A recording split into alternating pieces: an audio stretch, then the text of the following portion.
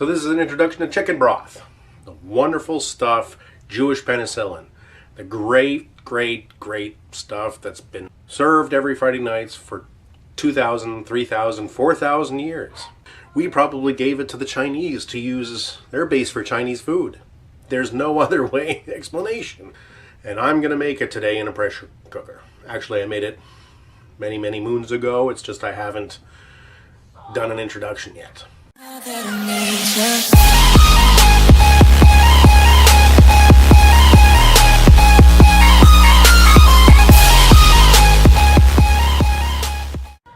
I like to use all sorts of vegetables, whatever I have on hand. There is no set rule book on what, well, actually there is. Aromatics, you want to use carrots, celery, parsley, and if you like, you can use whatever you want. If you want cilantro, any green spice or herb you can incorporate. Nothing too strong that will give away the flavor. I find ginger is a very strong root, and it enhances it. But if you're gonna, in my opinion, and this is what I do, if I make a chicken broth, I don't use ginger at the time I'm making the broth. I'll use it later on.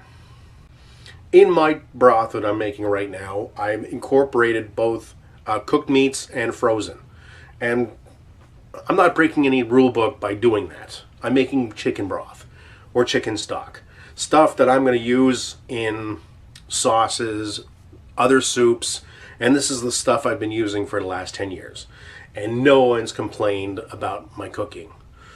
Better not. Except for a couple of chickens, of course. They're, you know, that's a given. Very lean comfort food. The byproducts you get from broth, like the schmaltz, is you just can't, there's nothing better, and it's always there. You can always make it there. You can just take the leftovers. I've done it with KFC. I have done it with KFC. Tastes like crap, but it was broth. I mean, it did. You can't do it with fried chicken. That's why I like roast chicken so much, because you can reuse the chicken so many ways. I mean, like, you have your roast, and once you're done your roast, you have sandwiches for the rest of the week and bones for broth. So behind me, right there, is Big Bertha. And Big Bertha is my pressure cooker. So here I have the aromatics, which is going to be carrots, onion, celery, and a broccoli stalk. The great thing about aromatics is you can use whatever you want. If you got something in the fridge that's wilting, you can add that. I'll probably add some string beans and stuff like that. Some people use turnip, parsley root, parsley, cilantro, anything like that. So here I have my pot in the sink. Always wash your stuff before you use it. Just make sure that everything's clean. Now I do cook from frozen sometimes. Sometimes I'll just, if I'm doing a small batch, I'll cook not from frozen, if I have fresh. But what I do is I put it in the pot and let it boil for about half an hour before I actually put the pressure cooker on. Actually not even half an hour. I'll put it in and let it boil for 15 minutes. Make sure all the stuff is thawed out before it's actually pressurized. Today I'm using a bit of everything. A bit of cooked meat left over from a couple of days ago that I've frozen, and backs and necks that I've cut off when I get thighs and legs. And I'm putting in my vegetables.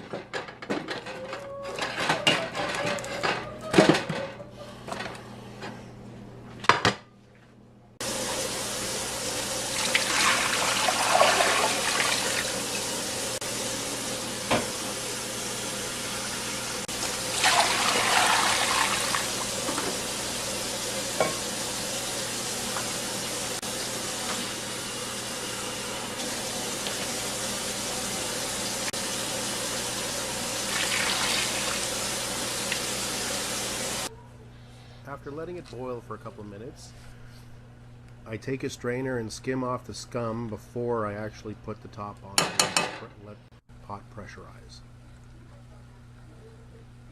So into this I've added 1 clove of garlic. Pretend I added some bay leaves. That's it, I think. We're going to top it up.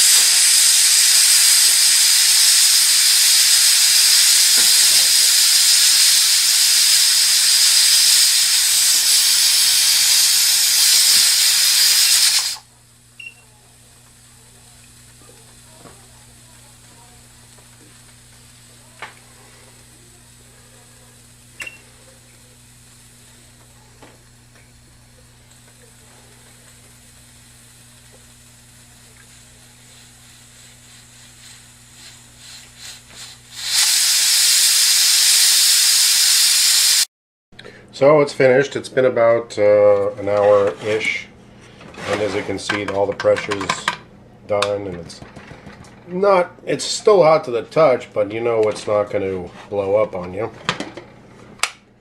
Just letting you know, if you're going to open up a pressure cooker, before you open it up, always go to the side that's not towards you, because you can get scalded.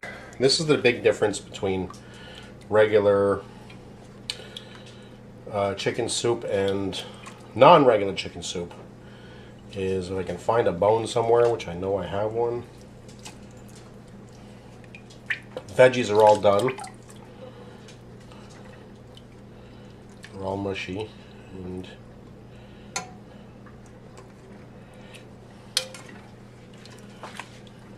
okay. Here's a kill bone. You can tell by just it's all mushy. There's nothing, there's no substance left in there. All the collagen has been leaked out. Take this, just nothing, it's all mushy. There's nothing left here. It's all been leached out and it's all in the liquid.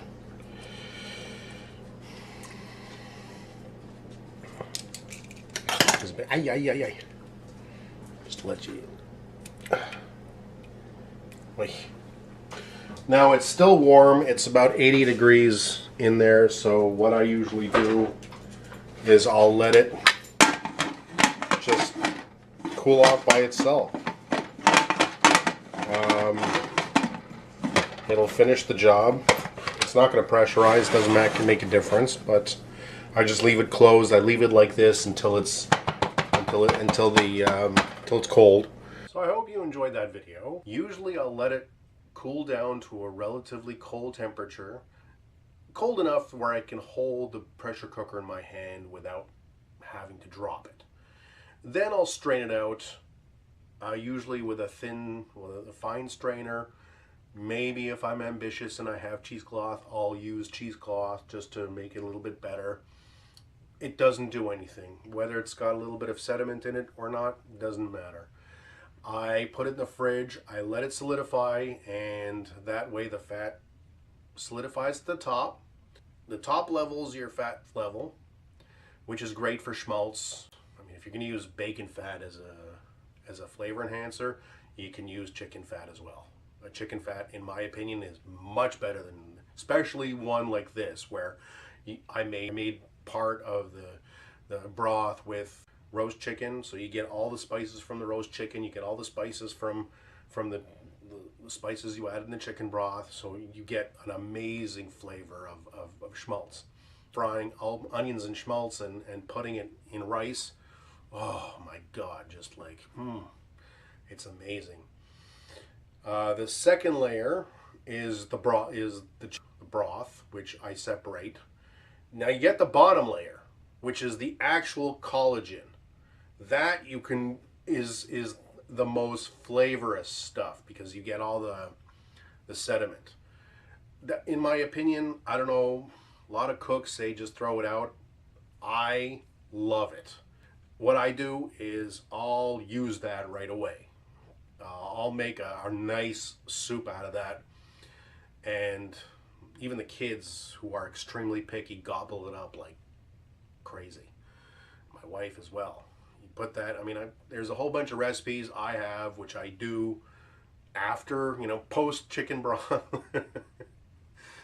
Like I said, the schmaltz and rice. If you cook rice the same time, a couple of teaspoons of the schmaltz and put it in the rice and you mix it all up. It's great. Not very good for the heart, but we're all going to die anyway. Might as well die happy. Thank you for listening. See you later.